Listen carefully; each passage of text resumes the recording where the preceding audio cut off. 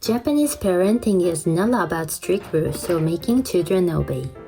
What we value is a gentle, quiet kind of guidance that helps children think for themselves and act on their own.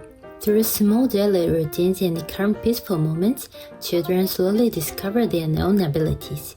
How to choose, how to focus, how to help others, and how to trust themselves. Japanese parenting may look soft and quiet from the outside, but inside it carries a strong belief. Self-discipline grows from within, not from external control. In this video, of simple practices that I've learned from childcare professionals, parenting books, and my own experiences growing up in Japan. None of them are special or complicated, but each one creates an important foundation for children to grow in their own way. So let's get started. Setting up the environment. In Japan, parenting is less about telling children what to do and more about creating an environment where they can do it by themselves. I used to struggle with our home being messy with toys everywhere.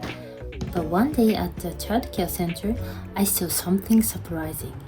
Susan picked up the toys he had used and put them back on the shelf, completely on his own. A staff member there told me something I will never forget. When you feel frustrated with your child, it usually means the environment is wrong. Don't try to change the child, change the environment. When I looked at our toy box at home, I realized. Of course, he didn't know where to put things back. Everything was mixed together. So I changed the setup. I placed only a small number of toys and books on low shelves where he could easily see and reach them. Our bookshelf shows all the covers and the toy shelf displays each toy clearly. And something changed. So-san began choosing his own toys and he started putting them back by himself. Not because I told him to, but because the environment made it possible. Now when I feel like getting frustrated, I try to ask myself, can I create an environment where I don't need to scold him? Creating a daily rhythm. In many Japanese homes, a child's day flows a gentle rhythm. This rhythm helps children understand what comes next and it brings a sense of calm to both the child and parent. When the flow of the day is predictable, children feel safe and grounded. And for me as a mother, it makes our daily life much easier to manage. In Japan, there is a beautiful tradition called warabe uta, simple little songs that match each moment of daily life.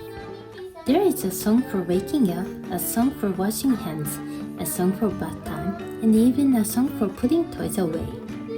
For example, the morning song goes like this. Toto kekko, yoga aketa, toto kekko, okite kina. It means, good morning, the sun has risen. It's time to wake up. I even make my own little songs for Sosan. When I sing, Deke chaku chaku, he knows it's time to wash his hands. And when I sing, oh furo, he understands it's bath time.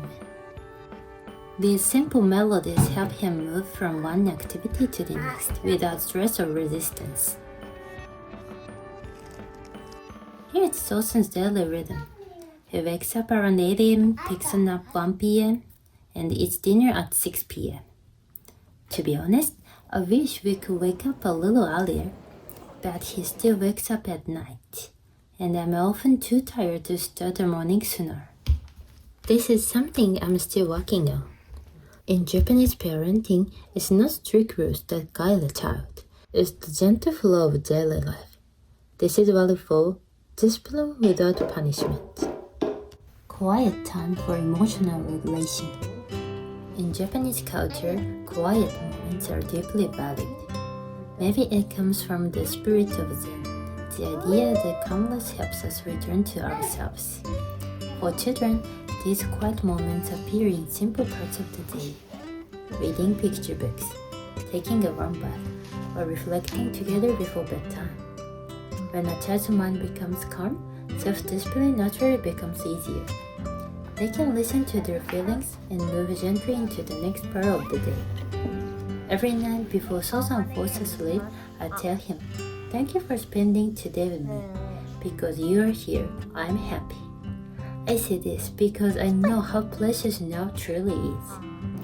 In Japan, we often say, "We never know when life will end." It's not meant to be sad. It means, because life is finite, we should treasure the present moment. Respecting the child's voice. Parenting can feel overwhelming, and some days pass in blur. But this session of life will not last forever. That's why I try to create moments where we turn off the TV, turn off the background music, and simply be present together. Just parent and child sharing the quiet of now. I hope that by living this way, Sosa will grow up knowing how to appreciate the present and that this sense of gratitude will become the foundation of his self-discipline. Encouraging independence in daily tasks. I give Susan a few simple responsibilities at home. Carrying his own plate, helping move the laundry, wiping the table. Of course, it would be much faster if I did everything myself. But will I continue doing everything for him forever? If I did, he might grow up believing that he doesn't need to help at home.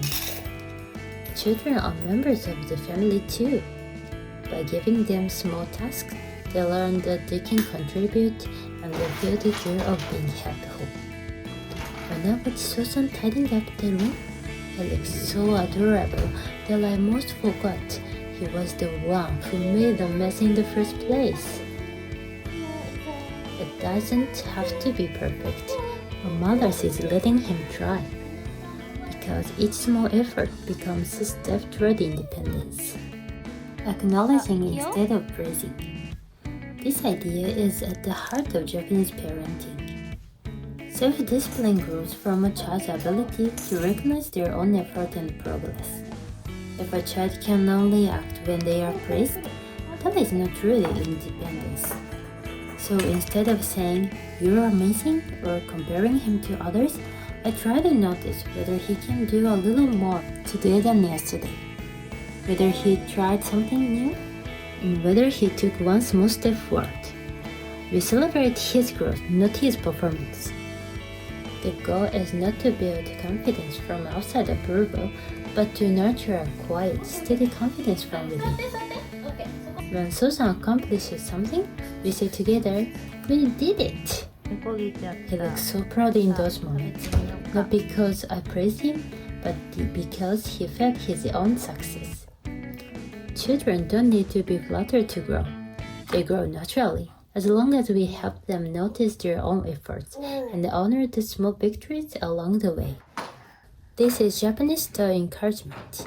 We don't aim to raise obedient children, but children who can think and act for themselves. If you enjoyed this video, please subscribe to the channel, and your likes and comments truly helps us share more about Japanese parenting. Thank you so much for watching. See you in the next video. Bye!